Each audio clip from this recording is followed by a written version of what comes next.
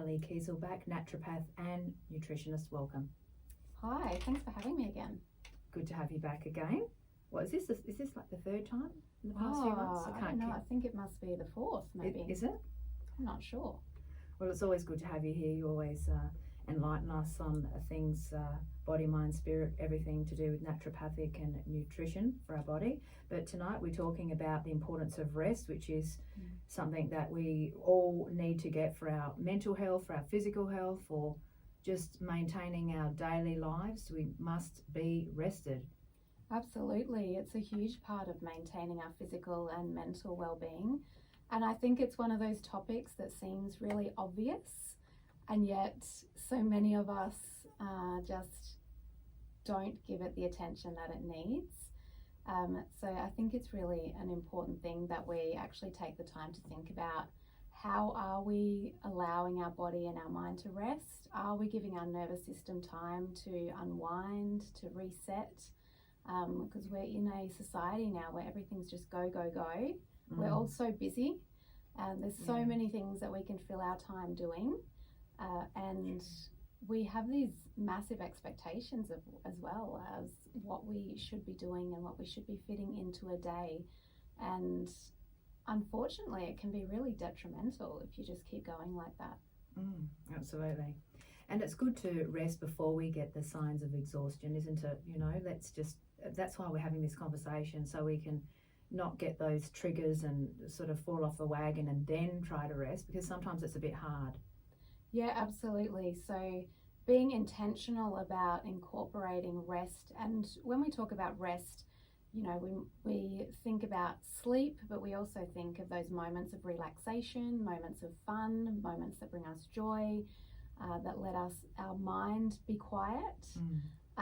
So being intentional about drawing those activities into our day and our week is really important, because that's when our body does a lot of healing. It's when it functions best, when our digestion is most robust, when our immune system works best, when a lot of hormone, balance and production happens as well.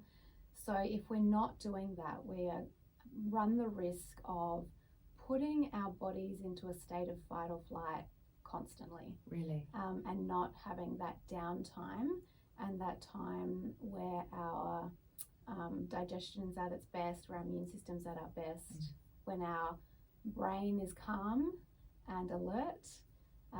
So really, really important.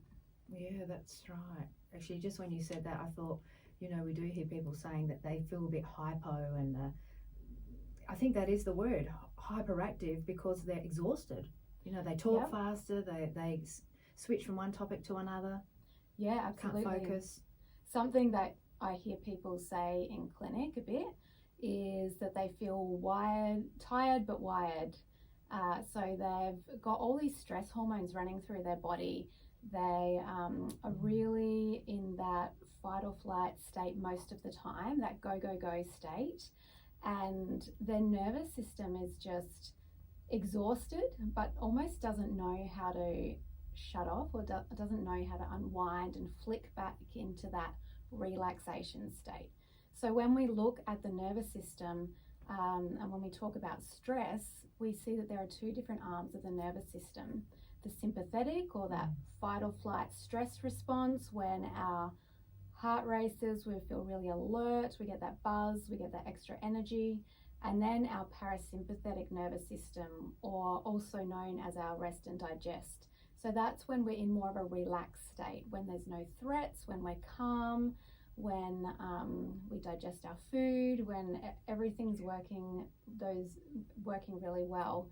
And so when we're in that state and feeling wired and tired, it can be that those hormones, those stress hormones, haven't had time to come down in our body, and we're in that sympathetic or that fight and flight state constantly. And that's not good. Like, it's good short term, but it's not good long term or ongoingly, because it can be linked to a whole lot of different chronic conditions and diseases that could develop from that, as well as just a state of I say unwellness, I don't think that's a word, but just, you know, you're not really sick, but you're just exhausted all the time. You know, you might have that prone to that anxiety or depression. You might, just not be feeling like you're 100%. And can it affect weight too? You know, like not having rest, and then it can lead to insomnia. And you hear people sort of saying that. I mean, you mentioned digestion, so it's all sort of interrelated, isn't it? Yeah, it's like a puzzle. One thing leads to another, to another, to another. Yep. So stress, chronic stress, as well as poor sleep, or, you know, lack of sleep or poor quality sleep, are both linked with weight gain or obesity, because it changes the way that our bodies can use the sugars and the food that we put into it. It means that our insulin doesn't always work as well as it could. It also increases the amount of inflammation in our body as well, which can contribute to that weight gain or the inability to lose weight as well. But sleep, certainly, we know that there's a big link between poor quality sleep or lack of sleep and then weight gain as well. And there'll be a number of reasons for that. Not getting enough sleep impacts our microbiome, so it impacts our gut. It also changes the way or alters hormone production as well, because a lot of hormone production does happen overnight while we're asleep. A lot happens while we're asleep, actually, where our body's hard at work while we're resting, which is partly why we need to prioritize it, because so much happens while we sleep in terms of physical repair, tissue repair, detoxification, and even psychological processing as well. So it's really, really important to prioritize that. Interesting. What about autoimmune issues? Is that sort of linked to this topic as well? Well, in some ways, indirectly, all conditions are really linked or can be exacerbated by stress. That's right. And not resting and poor sleep. But certainly when we talk about stress, it's not uncommon to hear of autoimmune conditions being triggered by a stressful event or a stressful season in someone's life. So there is a link there. The exact way that comes about, I'm not sure that if that's completely understood, but certainly that can be a really strong trigger. And what about sort of, I understand you put a post up on social media regarding this issue and viral situations happening. Yeah. So if you can just enlighten us on that. Yeah, sure. So I have a really strong interest in post-viral syndrome and chronic fatigue, and so a lot of my clients sort of fit that category. And one of the things that I'm noticing with so many viruses going around at the moment, that people find it really hard to stop and rest and let themselves fully recover. So that can put yourself in a vulnerable position in terms of long-term health issues and complications and long-term fatigue. And so it's really important to understand that when you pick up an infection, that your body needs time to actually really fight that and really get on top of it. So I know the temptation is to get back to what you were doing as quickly as possible, to hit the ground running, to go back to all the things that you were doing before. But I think that is a little bit unrealistic in a lot of ways or a lot of times.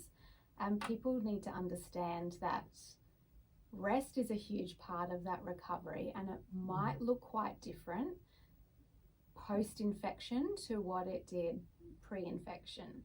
So you'll need more rest. Right. You need to really resist the temptation to kind of push through that barrier or that energy envelope, as we talk about. And it's quite likely that you have to let go of a few commitments for a little while. And as frustrating as it is, I mean, it is so frustrating. Like, I get that. Frustrating for me as well. But in doing that, you offer your body the best chance at recovery and avoiding some of those long-term complications. Yeah. Wow, that's so important what you said, especially with regards to those conditions, you know, those chronic fatigue syndrome and things like that. You know, people feel a little bit better and they think, oh yeah, I'll just be a bit more active. I can go to the shops now, I can work part-time, or you that's just said right. it perfectly. Yeah. Just really rest through it, that envelope. Rest through it, yeah. And then if you don't recover as quickly as you like, then we start to, and you know, and the fatigue starts to become chronic, then we start to talk about pacing and learning to manage your rest, or learning to manage your energy as though in a similar fashion to how you would approach your financial budget. You know, every activity costs you something, and you've got less money or less energy to spend.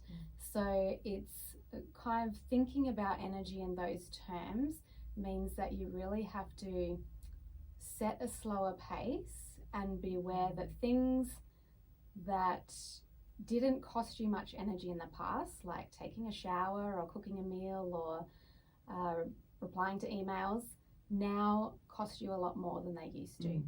So it's coming to understand that. And again, when on the good days, when you feel really good, resisting the temptation to overdo it. And also being able to explain, maybe using that concept to explain to people close to you what it's like to have to manage your energy in that way, so that they can have a better understanding and be more capable of respecting your boundaries. I think that's really important as well. And also helping out people. Might Exactly. So they can help in a way that's actually productive. And not push you to do things that are outside of your current limits. And I suppose people getting out of that sort of scheduled, you know, plan mindset, saying, oh, I'm going to do this on Mondays, do this on Wednesdays, you know, they might want to do a bit more, but to say, well, you don't know how you're going to feel it. If you commit to something every Wednesday, you don't know, one Wednesday you might feel good, one Wednesday you might not. So maybe not be so strict. Yeah, I think learning to be a bit flexible is really important. And, you know, that comes with a sense of loss and a sense of grief as well. If it's ongoing, you know, if we're talking about months or years, you know, there's definitely a lot of grief in that, because people can't do the things they used to do necessarily. And hopefully we want to get people back to a point where they can, but that can take time, and it can take quite a bit of time. So recognizing as well that grief and allowing yourself to kind of experience that in a way that's healthy and get support around that is important as well, I think.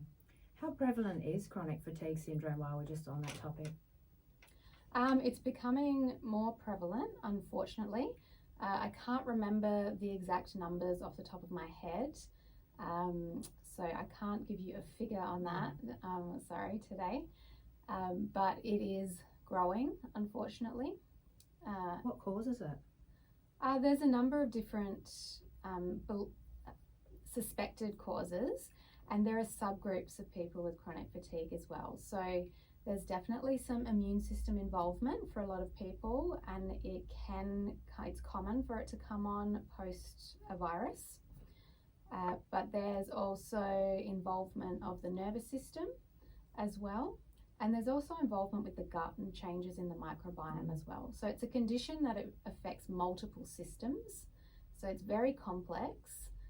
It's not just, the name is quite misleading really when we say chronic fatigue syndrome, because that's a condition that is separate from chronic fatigue. So it has multiple systemic effects, and the causes are yet to be known, but we know that the immune system's involved, viruses are likely to be involved, the nervous system is involved, and the gut is involved. And the mitochondria as well is affected. So changes in the way the body's able to produce energy. So it sounds like cleansers might be good too, you know, toxin build up and cleansing and resting and all of that? I don't know, Yeah. can medications affect this sort of thing, flare it up? You know, sometimes people take different medications and... Yeah, so it's a highly individual condition. So what will make it worse for someone won't necessarily make it worse for everyone, and what will make it better won't necessarily make it better for everyone. And certainly environmental toxins and things can have a contributing factor, but it's really quite an individual thing. So for some people that element might be an issue. With when the condition is very severe and it's become quite chronic, then you need to be quite careful around things like cleansers as well, because we don't want to... The body over time becomes more sensitive. It seems to become really quite sensitive in these conditions, and so you can push it too hard if you're not careful. So it is good to work with a practitioner, have your health team around you. So it's a condition that requires usually several different health practitioners from different modalities to support them, and trying to approach it from a holistic viewpoint. Make sure you're addressing all of those underlying drivers, but in a way that is safe and gentle for the person, so that you don't cause them a flare or make it worse. Makes sense. Yeah. Okay. All right. And now, are there any sort of tips that we can offer listeners around sleep hygiene and getting adequate sleep and rest and certain routines? Yeah, absolutely. So my number one tip would be to avoid your devices for ideally a couple of hours before you go to bed, but at least 1 hour before you go to bed. So the blue light from the screens will inhibit that melatonin production. And melatonin is a hormone that's responsible for helping to induce sleep and supporting a quality night's sleep as well. So that would be my number one advice. Smart, yeah. And also sort of related to that as well is that when we are stressed, in terms of trying to manage stress in our lives, is really being careful about what notifications you have left on. Like, turn off as many notifications as possible, because every time your phone goes ding, that can set off that stress response within the body. So I think that's like a really simple thing that everyone can take on, because we're so attached to our phones and our computers and our iPads and everything. So just as a general tip, I would say that that's a great thing for everyone to do. That's great. Yeah. I did that a year ago. I went in, I just keep, obviously, when I get an SMS message, of course, you need that. But everything else, I turned everything off. Facebook, Messenger, Viber. All the non-essentials, all the things that you can go and check on your time. Like, that's what you turn off, And it does have an effect on the way you respond to it. Yeah, I think get that little buzz in yourself. Does it probably releases adrenaline or something? A hit? Well, yeah, it can do, and also some of the neurotransmitters in our brain, so it impacts our brain chemistry. So we, that little light bulb goes off in our brain when that dopamine's released, and seeing, who's texting me, who's liking my posts. So just having a bit of an awareness around that, I think, is really good. But in terms of so sleep, definitely the limiting device use and or avoiding device use in the evening is really important. Making sure that you have a really good bedtime routine. I know if you if you are around kids a lot, you know how important a routine is for young children.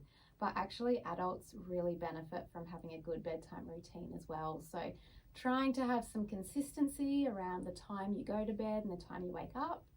Also having a bit of a wind down routine, which you can incorporate something that relaxes you before bed. So it might be a bath or reading a book or listening to music, doing a meditation. Those types of things are really great to incorporate and build up a wind down routine before bed. Absolutely. So routines are not just for babies. Absolutely. That baths are awesome, aren't they? Yeah, not everyone loves a bath though. Yeah, that's true. Interesting, yeah. I know. I can think Some of people hate several them. people Yeah. right now that say no way to a bath. It stresses them Yeah. out, the heat or something. They feel trapped in it, or Yeah, it's just each to their own. But maybe a shower, a hot shower, they say can really help make you sleepy because of the temperature change. excellent. So those really simple things can really make a big difference. Mm. I've recently heard about these bentonite clay baths. Are you into that? No, I haven't got into those. No, You're right. nah. There's something a about simple pulling out bath. toxins or something. Yeah. It pulls out toxins, it relaxes. Yeah, I do love an Epsom salt bath, so Yeah. the magnesium salt bath, or Mm. using the lavender oil. That can be really good. So lavender oil has heaps of research around it or lavender in general, around relaxation and sleep. So that's a great one to use. Something really simple people can get from the health food store. So it's nice to put on a tissue too and tuck it under your Yes. sleeve and you pull it out and smell it when Yeah. you're driving or whatever. Really Yeah. does relax. It does, yeah. I have this great little essential oil roller actually that has lavender in it, so you can just roll it on your wrists or use it throughout the day. Those things are really great. And I suppose if people don't want to have a bath, they can do a foot soak with the magnesium salts. Yeah, absolutely. Because that will go through the body. The feet's so Yeah. important to look after the feet to Yeah. relax too. Yeah, absolutely. Foot baths are fantastic. Foot massage, if you can get someone to convince someone to give you a foot massage. Or if they don't, the self massage. Yeah, that's true. Massage your own feet. Yeah. Or Why not? massage your own neck. It can be done for people that live on their own. A lot of Yeah. people are into that. Yeah. In that's Ayurvedic right. health and That's doing true. a little Yeah. head massage or temples with some warm oil. Yep, absolutely. Yeah. You know what we've come to the end of the program, but another thing I've come across as well is the hot oil or the warm oil. You heat up some warm oil and put it on your head before you're going to wash your hair. Oh, like yeah. 1 hour before you wash your hair, just warm gently some coconut oil or sesame oil, put it on your head, wrap it up. Yep. I've tried it really works. Yeah, I can imagine that would be. I haven't done it myself, but I can imagine how relaxing that would be. Yeah. And sleeping overnight too, you can sort of do that. You know Yes. that? Have you heard of that as well? People doing that, putting With the oil oil on the head and sleeping with it Not on, sleeping with it. and no. they have a really good sleep. Yeah. No, I haven't heard of that, but that's yeah, great. Yeah. I did that last week, yes, and Did it I work? put my head on the pillow. Well, at first I did it with coconut oil, and it made me cold Yeah. Okay. because I interviewed a lady talking about Ayurveda, and she said that the coconut oil for some people makes them cold, and she said try sesame oil. I tried that. I put my head on the pillow and I woke up, 7-8 hours later, don't even remember anything. Okay. It really warmed me up. She said Yeah. the sesame oil is warming for some body Yeah. types, everyone's different. Yeah. But that's why it's good to go and talk to people about it. Absolutely. Like yourself, naturopath, nutritionists, Ayurvedic doctors, people that know what they're talking about, Yeah, absolutely. to get that advice. Like you said, it's very personal, all these topics too. Exactly. It's very it's very individual as to what people will respond to and what works for them. So and also just our makeup and if we've got health conditions or if we're on medications or whatever's going on in that person's life, it's good to have someone to look at that objectively and to be able to give you some advice around what might be a good path for you to take or what might be some good recommendations for you to take for sure. So those posts that you referred to, they're up on my social media as well. So Excellent. if people want to go and have a read, they can. You've got 2 pages, haven't you? Yeah, so I've got an Instagram page, so KellyK_naturopath, Okay. and also Facebook. It'll just be Kelly Kieselbach Naturopath, or you can look up Kelly K Health and it will pop up. And you can also go to my website and find them through there as well, which is kellyk.com.au, so Kelly with an I. So if people want to get in contact or they have questions or want to find out what's involved in sort of working with a naturopath or nutritionist, they can head to the website and have a little look around there, and they do offer free 10-minute phone appointments as well. So if people have questions, they can book one of those, and I'm happy to have a chat on the phone as well. That's excellent. Yeah. It's always good to talk about things before we commit to. You Yeah, know, have a absolutely. chat I with mean, someone. and it can be quite a personal thing, you know, to decide to work with a practitioner. So That's right. It's- Okay. Anything else before we wrap it up? Anything else we haven't covered? Any oh, last words to our listener?